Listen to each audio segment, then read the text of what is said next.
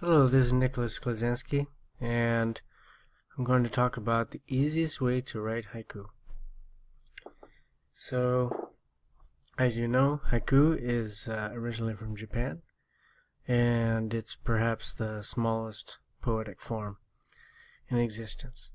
So, we might have learned about haiku in school, from books and whatnot, but I just want to give a very brief overview about writing haiku in a few moments. It's not very difficult to write a haiku, a decent haiku. If you want to write a great haiku, I mean, it could take years. But just to write a decent one is not so difficult. And after you write maybe 100 or more decent haiku, you might come upon a few that you've written that are really, really good. It's all about concentrating on quantity, I would say, in the beginning.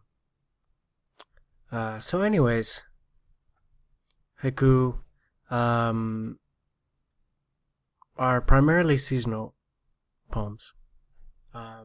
Not exactly nature poems. That's kind of a misnomer.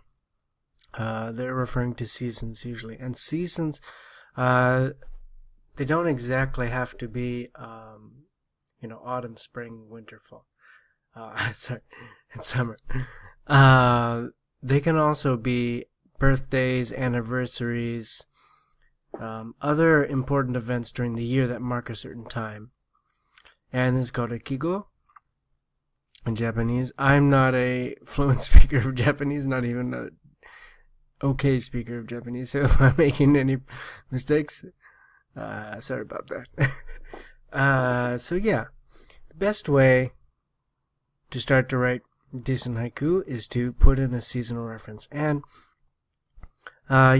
things can denote a certain season. Like, if you say snow, obviously it's going to be winter. If you say certain flowers, animals, and whatnot, they usually refer to a certain season. It gets a little complicated because in different parts of the world, different plants and animals refer to different seasons. And, say birds migrate at different times in certain parts of the world. Some birds will appear in the winter in one part of the world, and the same bird will appear in spring, stuff like that. So a lot of it's about the context, where the poet resides. But there are kind of universal kigo. There's universal seasonal references that we can all relate to. So the next thing is to have either a comparison, contrast, or association of two things. And you don't want the two parts, the two things, to be too close to each other or too far apart. So, if the two things that associate are too close, there's really no mystery for the reader. It's just kind of like, yeah, okay, nice, but so what? And if you make it too far apart, like it's too, let me just give an example. Spring evening, I take wax out of my ear and flick it outside the window.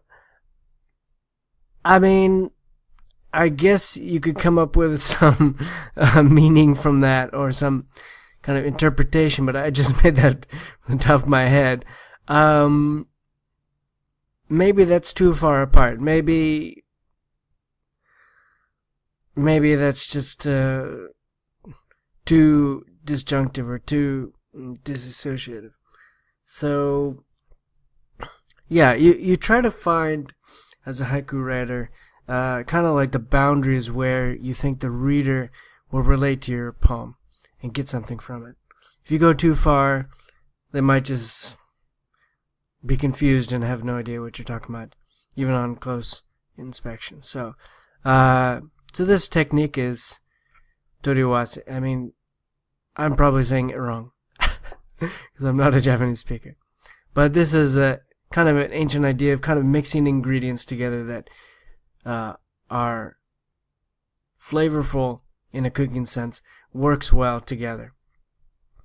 And sometimes the elements are not necessarily commonly thought of, but they kind of spring to the mind spontaneously, kind of originally. Another thing is to have a fragment and a phrase. So the two parts, either you start with a fragment as one line and a phrase for 2 lines, or you can start with a phrase for 2 lines and a fragment at the end. And traditionally in haiku, you have what's called a kireji. It's called a cutting word or cutting phrase even. They are special words that show a shift between 2 parts.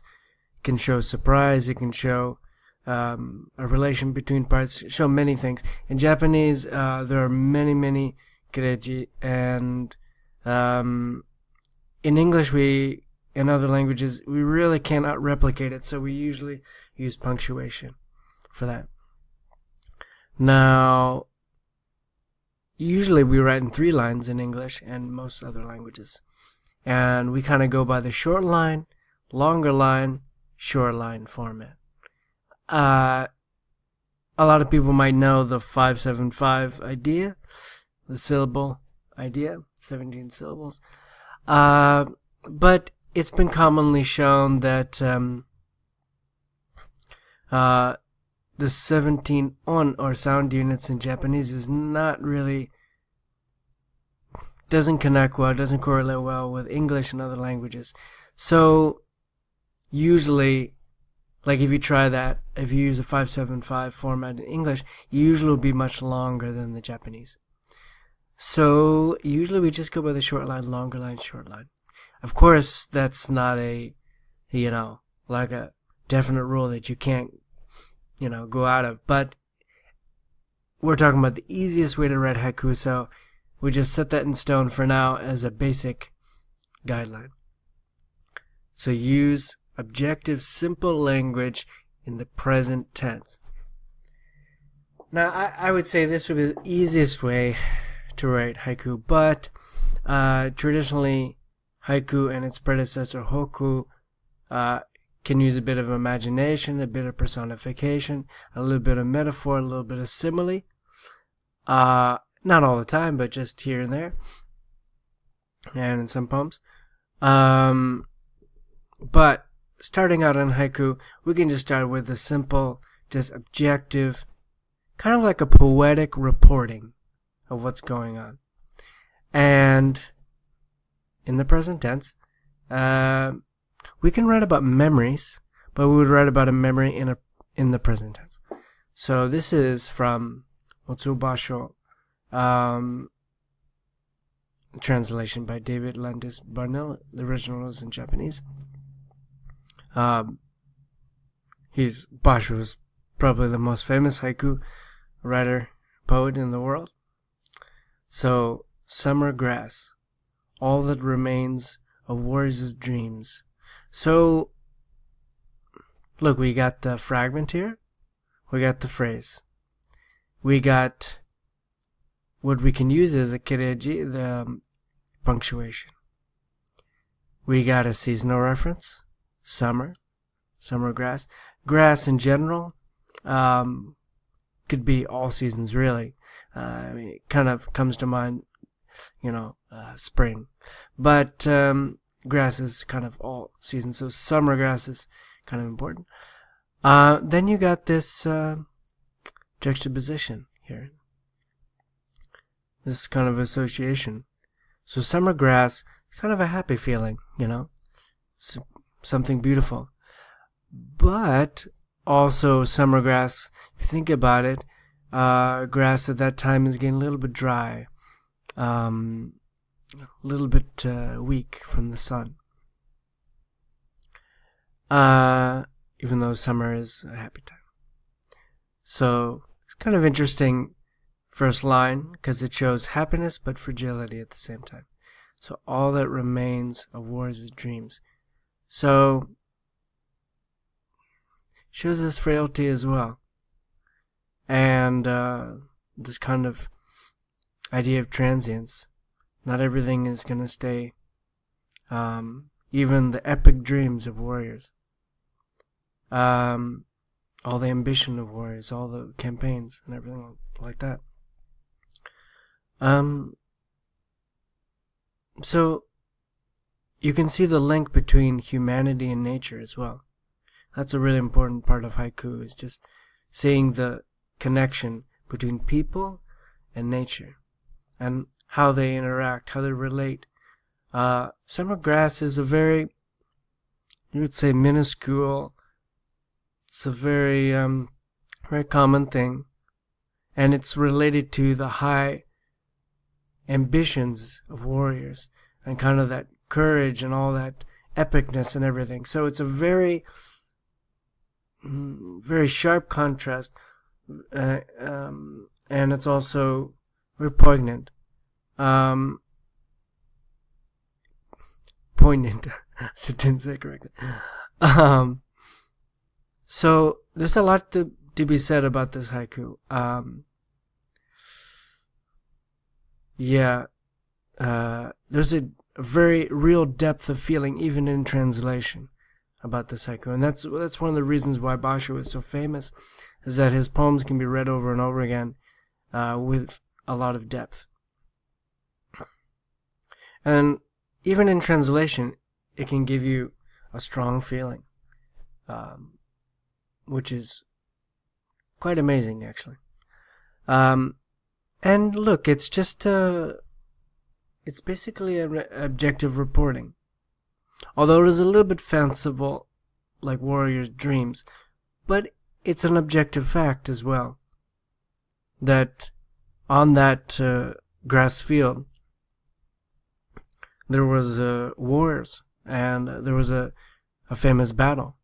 And, of course, all those warriors had dreams and ambitions of fame, of honoring their country. But now all we can witness is the summer grass. And it's very powerful haiku. So yeah, include a seasonal reference, use a comparison, contrast, or association, have two parts, a fragment and a phrase. You can use punctuation as well to mark the shift between the two. It's not necessary, but it's nice too. 3 lines, usually of short, longer, short lines. And try to be objective. Use simple language. You don't need to be fancy. Don't need to use big complex words. You can get to the heart of the matter with very simple language, just as this translation shows. So I hope that is just a quick introduction to haiku that is beneficial. And I hope you will listen to more of these mini lectures. Thank you for listening.